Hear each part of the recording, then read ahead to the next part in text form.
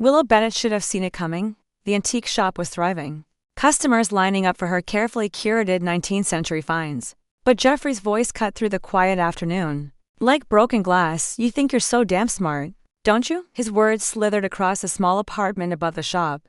She just closed a promising deal on a Victorian jewelry box. Feeling proud for exactly 3 minutes before he started, it was just business, Jeffrey. Business? He laughed bitterly. You were flirting with that old man. I saw how you smiled. I wasn't flirting, I was being professional. But explaining anything to Jeffrey was like trying to explain color to someone determined to stay blind. He'd already decided she was guilty. I need to go downstairs.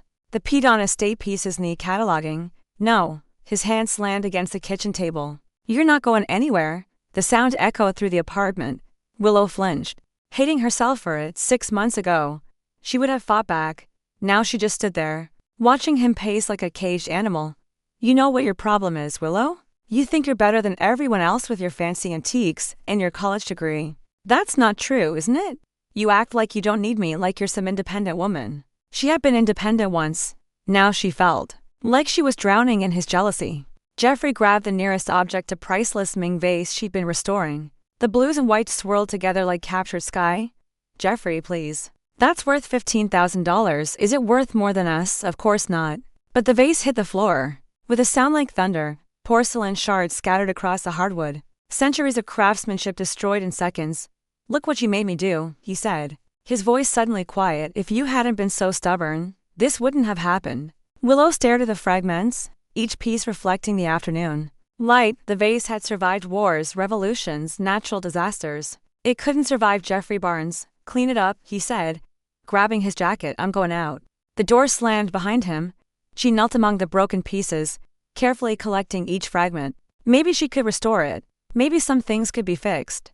But as she held the largest piece, she realized the vase wasn't the only thing broken. In this apartment, she was tired of being careful, tired of walking on eggshells, tired of pretending his anger was love. She swept up the last of the porcelain and dumped it in the trash. Some things, she decided, weren't worth saving. That night she lay in bed thinking about the vase, about choices, about the woman she used to be before Jeffrey convinced her she was nothing without him. Tomorrow, she told herself she'd visit the Richmond Fitness Club.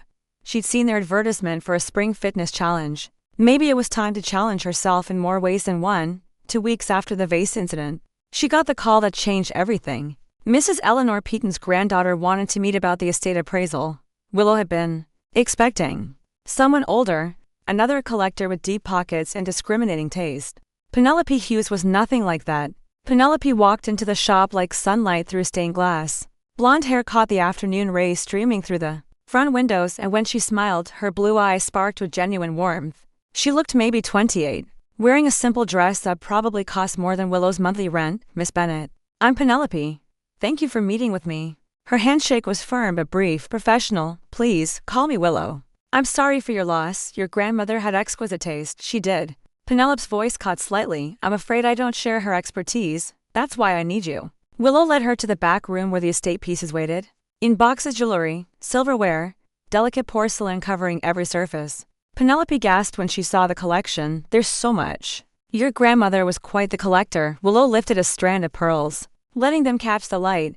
This necklace alone is worth $12,000. Art Deco period. Perfectly matched. Penelope moved closer to examine them. Her perfume was subtle jasmine and vanilla. When their hands brushed as Willow passed her the necklace, she felt something she hadn't experienced in months. Hope. They're beautiful. Penelope whispered. Grandmother wore these to every important family event. Would you like to keep them? I couldn't afford, not buy them, keep them. Some pieces belong with family. Penelope really looked at her for a moment. They weren't appraiser and client. They were just two women sharing something precious. Why would you do that? Because beauty deserves to be cherished, not sold. The bell above the front door chimed. Heavy footsteps echoed through the shop. Willow's stomach clenched. Willow? Where are you? Jeffrey's voice cut through their moment like a blade. Penelope's eyes widened as she recognized the tension in Willow's shoulders. Back here, Willow called. Forcing steadiness into her voice, he appeared in the doorway, filling the frame. His gaze swept over Penelope, lingering longer than necessary. I didn't know you had company. Jeffrey, this is Penelope Hughes. She's the peed-on estate client. Hughes? His smile was predatory, as in Hughes Development, my father's company. Yes, Penelope's tone was cool. Impressive. I'm Jeffrey Barnes, Willow's boyfriend. The way he said boyfriend made it sound like ownership. Penelope noticed. Willow could see it in the slight tightening around her eyes. Miss Bennett was showing me my grandmother's jewelry collection. I bet she was. Jeffrey moved closer, his hand settling possessively on Willow's shoulder. Willow has such gentle hands. She's very good at handling delicate things. Heat flushed Willow's cheeks. Penelope's gaze flickered between them, reading the subtext. Perhaps we should schedule another appointment, she said quietly. When you have more time. Nonsense, Jeffrey said. I was just leaving. Business dinner with clients. He squeezed Willow's shoulder hard, enough to bruise. His lips brushed her ear as he whispered, don't stay too late. We need to talk. After he left, the air felt lighter. Penelope set down the pearl she'd been holding. Are you all right? Of course. Why wouldn't I be? He seems intense. Willow laughed, but it sounded forced even to her own ears. Jeffrey's protective. Sometimes too much so. Penelope nodded, but her expression said she wasn't convinced. They spent another hour going through pieces.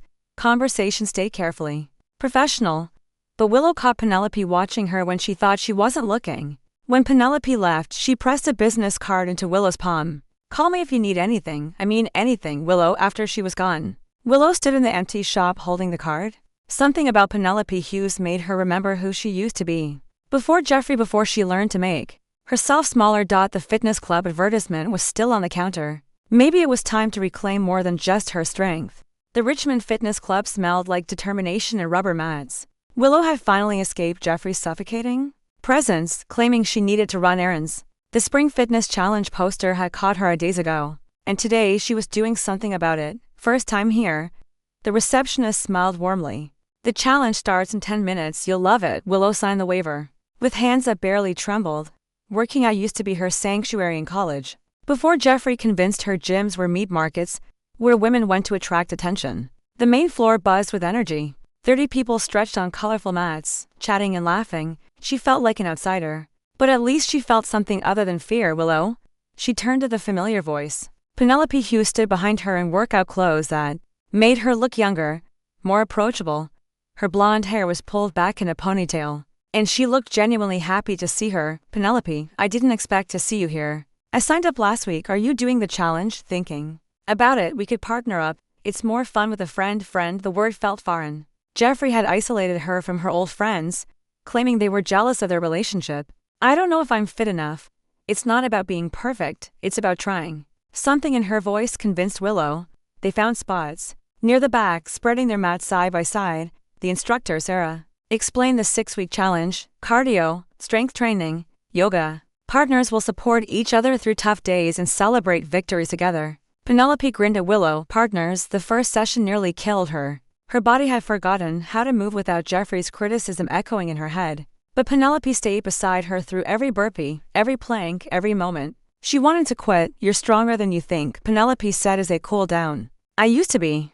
You still are. Sometimes we just need reminding. The second week, they met early for extra practice. The gym was quieter then. Morning light streaming through tall windows. They talked between sets carefully at first, then more openly. What made you start your antique business? Penelope asked during a water break. I love the history. Each piece has a story. Someone cherished it once, like my grandmother's pearls. Exactly like your grandmother's pearls. Penelope was quiet for a moment, adjusting her resistance band. Jeffrey doesn't seem to appreciate what you do. He thinks it's frivolous, says real businesses make real money. Do you think it's frivolous? No. The answer came quickly, surprising them both. No. I don't. By the third week, they moved in sync. Their partnership had evolved into something deeper. They spotted each other during weightlifting, encouraged each other through difficult poses, found excuses to extend cooldowns. I have to ask, Penelope said after a challenging session. They were sitting on the floor, supposedly stretching. Are you happy? That's complicated, is it? You seem different here, lighter. She was right. At the gym, Willow remembered who she used to be: strong, confident, unafraid. Jeffrey says happiness is overrated, commitment matters more. What do you say? Willow looked at her. Really looked, blue eyes serious, concerned. When had anyone last cared about her happiness? I say I'd forgotten what happy felt like until recently. Something shifted between them. The air felt charged. Penelope reached over and tucked a strand of hair behind Willow's ear. Her touch was gentle, electric. Willow, I know this is complicated. Everything worthwhile is complicated. She leaned closer. Willow could smell her perfume, see flecks of gold in her blue eyes. Her heart hammered as Penelope moved closer still. Their lips touched softly, questioningly. Willow answered by kissing her back, hand finding the back of Penelope's neck. The kiss was gentle, full of promise, everything Jeffrey's aggressive demands weren't. When they broke apart, both were breathing hard. I wasn't expecting this, Penelope whispered. Neither was I. They sat in the quiet gym, the weight of what just happened settling around them. Willow knew everything was about to change. The question was whether she was brave enough to let it. The fitness challenge ended with Penelope and Willow taking second place. Not bad for a woman who'd forgotten how to believe in herself. As they posed for the group photo, their hands brushed, sending familiar electricity up Willow's arm. Coffee? Penelope asked as they gathered their bags to celebrate. I'd like that. The little cafe down the street became their sanctuary. They claimed a corner booth, talking for 2 hours about everything except the kiss that had changed everything. I can't believe we actually finished, Willow said, stirring her latte. You were amazing. That final obstacle course would have broken me without you. We made a good team. The best. Penelope's fingers found hers across the table. Willow, about what happened, I know it's complicated, is it? Or are we making it complicated? Before Willow could answer, her phone buzzed. Jeffrey's name lit the screen. Her stomach clenched as she read his message. Where are you? Been calling for an hour. I have to go, she said, pulling her hand away. It's him, isn't it? Willow nodded, already standing. He gets worried when I'm out too long. Worried or controlling? The question hit too close. Willow grabbed her purse, avoiding Penelope's eyes. I'll call you about the estate pieces. Willow, wait.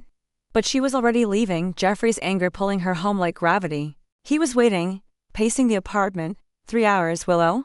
3 damn hours and not one text back. I told you I was going to the gym. Gyms don't serve coffee. How did he know? Had he been watching? I grabbed coffee afterward with my workout partner. Partner, his laugh was ugly. That rich girl from the estate, Penelope Hughes. Willow's blood went cold. How do you know her name? Asterisk. Asterisk. I make it my business to know who my girlfriend spends time with. Your girlfriend.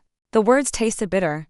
When had she stopped being a person and become property? His face darkened. Don't get smart with me. I know what that little princess wants from you. She doesn't want anything. We're friends. Friends. He stepped closer.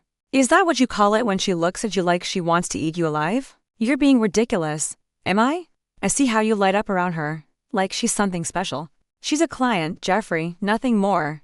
But even as she said it, she knew it wasn't true. Penelope was everything Jeffrey wasn't. Kind, supportive, interested in her thoughts instead of her compliance. You're not seeing her anymore. He said, the estate deal is off. I can't do that. It's business. Then I'll do it for you. The thread hung between them. Jeffrey had never hit her. But there were other ways to hurt, other ways to control. Fine. She whispered, I'll tell her tomorrow. But she didn't. Instead, she called and suggested they meet at the shop after hours to finish cataloging the jewelry away from Jeffrey's surveillance. Penelope arrived at 8 when the street was quiet and the shop felt like their own private world. They worked in comfortable silence, sorting bracelets and brooches by lamplight. You've been quiet today, Penelope said. Jeffrey knows about our coffee yesterday. How? I don't know. But he doesn't want me seeing you anymore. Penelope set down the earrings she'd been examining. And what do you want? The question was loaded with possibility. Willow looked at her in the golden lamplight, remembering how her kiss had made her feel alive. I want to stop being afraid, she said finally. Penelope moved closer, handcuffing Willow's face. Then stopped, this time when she kissed her. Willow didn't hold back, arms circled Penelope's waist, pulling her closer. She tasted like hope and vanilla chapstick.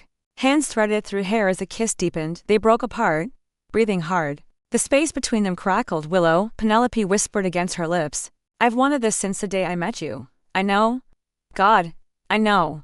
She kissed Willow's neck, sending shivers down her spine. Her touch was reverent, gentle in ways Jeffrey had never been. When her hands found the hem of Willow's blouse, she didn't stop her. They moved together in the lamplight, discovering each other. With careful hands and whispered promises, Penelope made her feel beautiful, cherished. For the first time in years, Willow felt like herself again. Afterward, they lay tangled on the old sofa in the office. Penelope's head on Willow's chest. What happens now? Willow asked. Now we figure it out together. But even as she held her, Willow knew Jeffrey wouldn't let go without a fight. This stolen moment felt too precious to last. 3 weeks passed like stolen diamonds, precious and hidden. They met at the shop after hours, cataloging the estate by lamplight. But they both knew they weren't really there for the jewelry. This brooch belonged to my great-aunt Martha, Penelope said, holding up a delicate butterfly pin. She was quite the scandal in her day. How so? Never married. Lived with her companion for 40 years. Penelope's eyes met Willow's meaningfully. The family pretended not to notice. Willow understood. Some secrets were passed down through generations, hidden in plain sight. Tell me about her. Brave. Stubborn, refused to let anyone dictate her happiness. Sounds familiar. Penelope moved closer. Hand covering Willow's. Is that what we're doing? Dictating our own happiness? I hope so. She kissed her then, soft and sure. These stolen moments had become Willow's lifeline, the only time she felt truly alive. I need to tell you something, Penelope whispered. Against her lips. What? I'm falling for you, Willow. Hard, the words were beautiful and terrifying. Penelope. I know it's complicated, I know you're with him. But I can't pretend anymore. Neither can I. The confession tumbled out, I think. About you constantly, when I'm with Jeffrey, when I'm alone, when I'm trying to sleep. What are we going to do? I don't know. But I know I can't keep living a lie. Penelope smiled and it lit up the entire shop. Then don't, it's not that simple. Why not? You're not married to him. You don't owe him your entire life. You don't understand. Jeffrey isn't the type to simply let go. Then we'll face him together. The word felt foreign and wonderful. When had she last had someone truly on her side? They spent the next hour sorting the last box of jewelry. Conversation drifting from Penelope's grandmother to childhood's dreams. The life they might build together, it felt natural. Easy in a way her relationship with Jeffrey never had. I should probably head home, Penelope said reluctantly. Early meeting tomorrow. Stay a little longer, I wish I could. But I don't want to cause trouble, too late for that. As she gathered her purse, the front door chimed. Willow's blood turned to ice. Jeffrey's silhouette filled the doorway backlit by the street lamp. Well, he said, stepping inside. Working late again, I see. Penelope straightened, chin lifting defiantly. Good evening. Jeffrey, is it? He looked at his watch. I find my girlfriend here with another woman at 9 at night, and you call it good. We were finishing the estate appraisal, Willow said quickly. Is that what you call it? His gaze swept over them rumpled clothes, the intimate way they'd been sitting. Funny. It looked like something else entirely. I think I should go. Penelope said. No. Jeffrey's voice was dangerously quiet. Stay. Let's all have a conversation about truth. The air felt electric with tension. Willow stepped between them. Jeffrey, please, you're overreacting. Am I? Because from where I stand, it looks like my girlfriend is cheating on me with some spoiled rich girl. That's enough. Penelope said sharply. You don't get to talk to her that way. Jeffrey laughed without humor. And who's going to stop me? You? If I have to. You think you can waltz in here with your money and pretty face and steal what's mine? She's not yours, Penelope replied. She's not anyone's property. Is that what she told you? That she's some independent woman who doesn't need a man. She told me she deserves better than you. The words hit Jeffrey like a blow. His face darkened with rage. You have no idea what you're talking about, princess. Willow and I have history, real commitment, not some fantasy you've cooked up. Jeffrey, stop, Willow pleaded. But he was beyond reason. Did she tell you how she begs me to stay? How she falls apart every time I threaten to leave? That's not love, Penelope said quietly. That's abuse. The word hung like a curse. Jeffrey went very still. What did you just say? You heard me. Willow knew what was coming, the explosion, the accusations, the destruction of everything she'd begun to rebuild. But this time, she wasn't facing it alone. Jeffrey left that night with threats wrapped in silk. For 3 days, nothing happened. Penelope and Willow began to believe they'd weathered the storm. They were wrong. The restaurant was Penelope's idea, a small Italian place downtown where they could have dinner. Like a normal couple, Willow had finally worked up courage to tell Jeffrey she was leaving. But first she wanted one perfect evening. You look beautiful, Penelope said as they were seated. She wore a blue dress that matched her eyes. Willow felt underdressed in simple black. You don't have to say that. I mean it. You glow when you're happy. The waiter brought wine. They ordered pasta like they had all the time in the world. Conversation flowed. Art, travel plans, the bookstore Penelope wanted to open. I've been thinking, Penelope said, twirling linguine, about what you said, Jeffrey, not letting go easily. What if you stayed with me for a while? Just until things settle. The offer was tempting. Too tempting. I can't run away from my problems. It's not running away, it's being smart. Willow was about to answer when the mood shifted. Conversations quieted. 3 men at the bar stared with undisguised disgust. Ignore them, Penelope whispered. But ignoring bullies had never worked for Willow. The men drank heavily. Voices growing louder. Disgusting, one said, clearly meaning them to hear. What's this world coming to? Penelope's jaw tightened. But she kept eating. Willow admired her composure even as anxiety spiked. Should be illegal, another added. Flaunting it in public like that? Maybe we should go, Willow said quietly. No. Penelope's voice was firm. We have every right to be here. She was right. But rights didn't always protect you from hatred. The men grew more aggressive. Comments cruder. Other diners noticed some sympathetic, others uncomfortable. They finished quickly and asked for the check. As they waited, one man approached. You ladies might want to find somewhere else to play house, he said, breath reeking of whiskey. This is a family establishment. We're not bothering anyone. Penelope replied coolly. You're bothering me, and my friends and probably everyone else with decent values. Willow stood. We were just leaving. Good. Take your girlfriend and get out. The word came out like a slur. Penelope stood too, face flushed with anger. What century are you living in? The right one, sweetheart. Not whatever perverted fantasy you two are playing out. His friends joined him. 3 against 2. Trapped between tables. Please, Willow said. We don't want trouble. Too late. The first man grabbed Penelope's wrist. Maybe. You just need the right man to show you what you're missing. Everything happened fast. Penelope jerked away, knocking over her wine glass. The man lunged, grabbing her again. Willow intervened. Someone shoved her hard into a neighboring table. Get your hands off her, Penelope shouted. But there were 3 of them drunk, angry. One twisted Willow's arm behind her back while another cornered Penelope against the wall. The third blocked help. Stop. Willow screamed as pain shot through her shoulder. People yelled. Someone called police. The men backed off only when sirens grew close, disappearing into the night before law enforcement arrived. The ambulance came first. Penelope's lip bled. Bruises formed on her arms. Willow's shoulder was dislocated, agony radiating. In the emergency room they waited side by side on gurneys. Penelope held Willow's good hand while doctors worked. I'm sorry. Penelope whispered. This is my fault if I hadn't insisted. Don't you dare apologize for existing. For being who you are, for being with me. Tears slipped down Penelope's cheeks. I just wanted one normal evening with you. We'll have hundreds of normal evenings, I promise. The next 3 days blurred. Penelope barely left Willow's bedside, helping with everything from brushing teeth to changing clothes. Her tenderness overwhelmed. You don't have to stay, Willow said as Penelope adjusted her sling for the 10th time. Where else would I be? You are my life now. Your problems are my problems. When she kissed Willow's forehead that night, Willow finally understood what love was supposed to feel like. Not possession or control, but partnership. Not fear, but safety. Jeffrey never called, never visited. His absence spoke louder than words. But their attackers have shown Willow how precious this thing between them was, worth fighting for, worth defending, worth everything. They came home from the hospital to find the shop destroyed. Windows smashed, inventory scattered like broken dreams, spray paint covered walls with slurs. The cash register lay gutted. Jeffrey, Willow whispered, surveying the wreckage. Penelope's arm tightened around her waist. How can you be sure? Who else? The timing's too convenient. Willow's beautiful antiques lay in pieces. A Victorian mirror she restored was shattered beyond repair. Porcelain figurines that survived 2 world wars couldn't survive Jeffrey Barnes.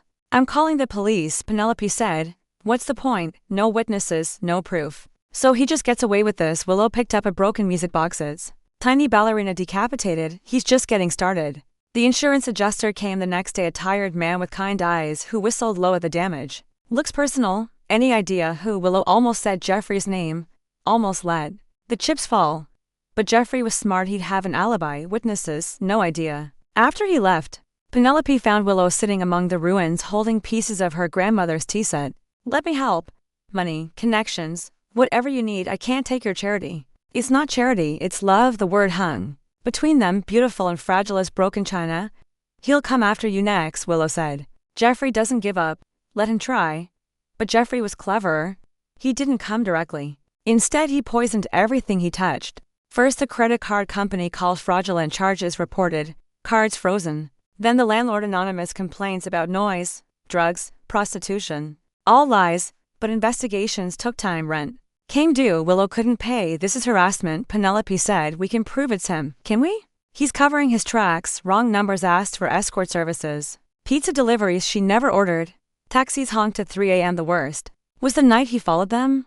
Walking to Penelope's car after dinner, Willow spotted him a block behind, matching their pace. Don't look back, she whispered. Is it him? Yes, they walked faster. So did he?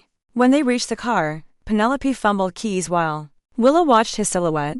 They drove in tense silence until sure they weren't followed. This can't continue, Penelope said. He's escalating. Phone calls turned violent, graphic threats against both of them. Packages left at the door, dead flowers, broken jewelry, photos of them with faces scratched out. I should disappear, Willow said, Leave Richmond. Start somewhere new without me. It's the only way you'll be safe. Penelope pulled over abruptly in a parking lot. Streetlights casting harsh shadows. Listen to me, she said, gripping Willow's hands. I'm not letting you run away. I'm not letting him win. Penelope, no. I love you, Willow. Not the broken version you created, the real you, the strong woman I met that first day in your shop. Tears burned Willow's eyes. I don't feel strong. Then let me be strong for both of us until you remember how. That night Penelope held her while she cried out months of fear and frustration. Her touch was gentle, healing. She whispered promises against Willow's hair plans. For their future, dreams Willow had forgotten she was allowed to have. What if he never stops? Then we'll face him together. He could hurt you. He's already hurting you.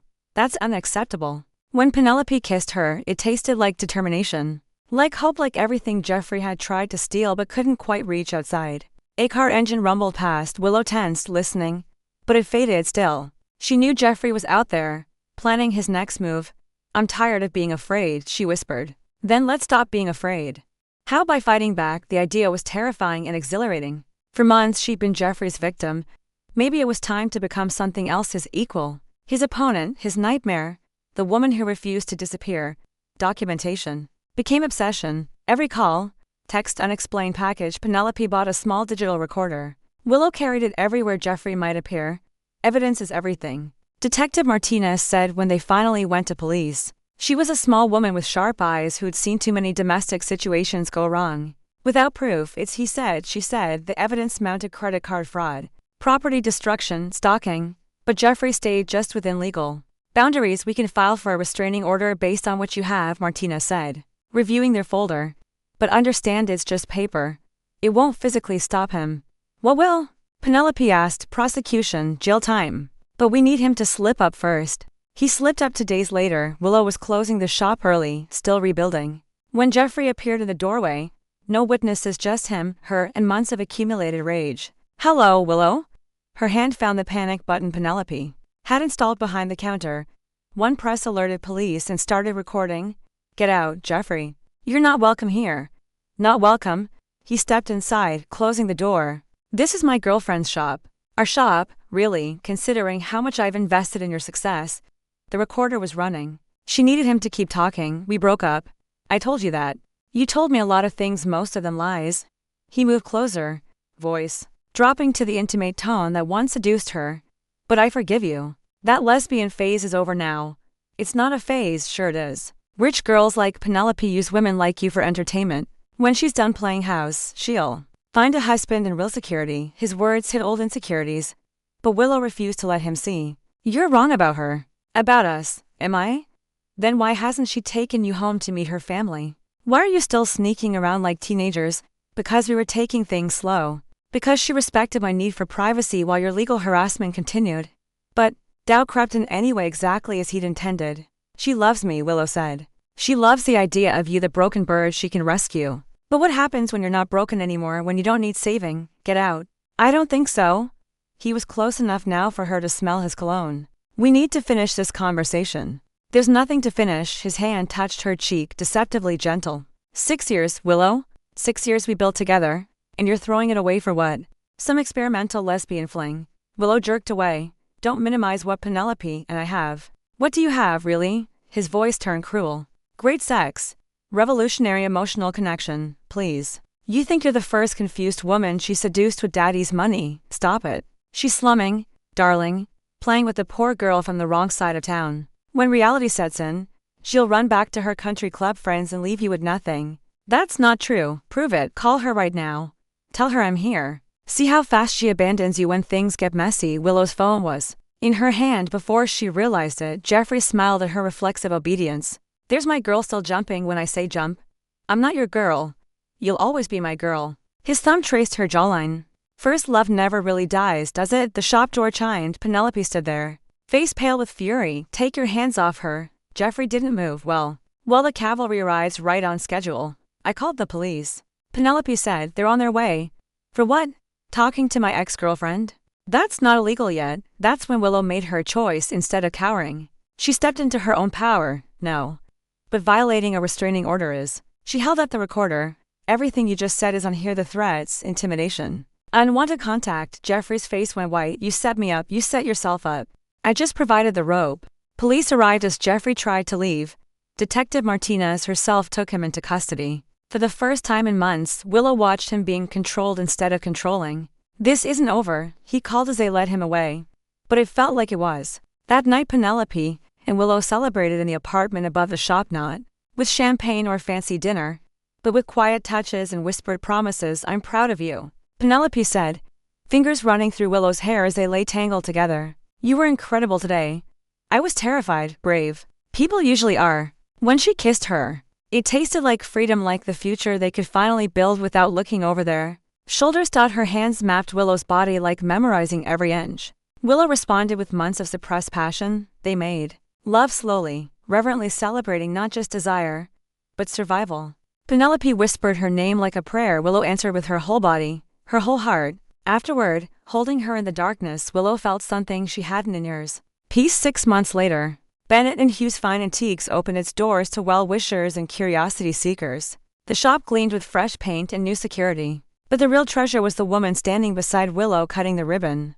I can't believe we actually did it, Willow whispered to Penelope as photographers snapped pictures. I can. You were always meant for this. The shop was more than Willow had dreamed.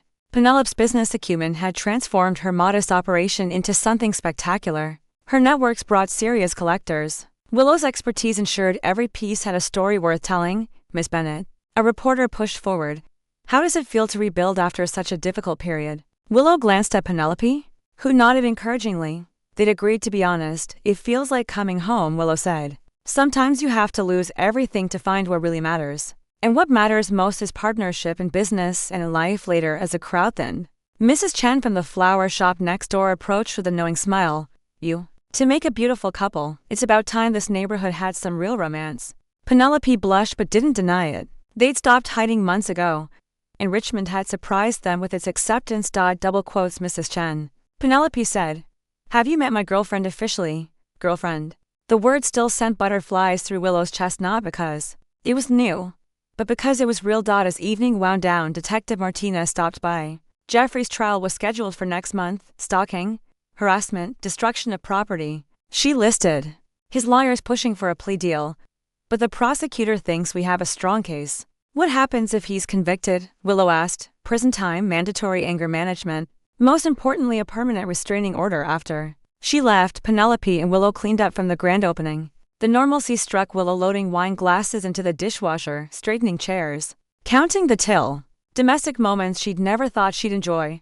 Penny, for your thoughts, Penelope said, using the nickname that had stuck. Just thinking how different everything is now. Good different or scary different?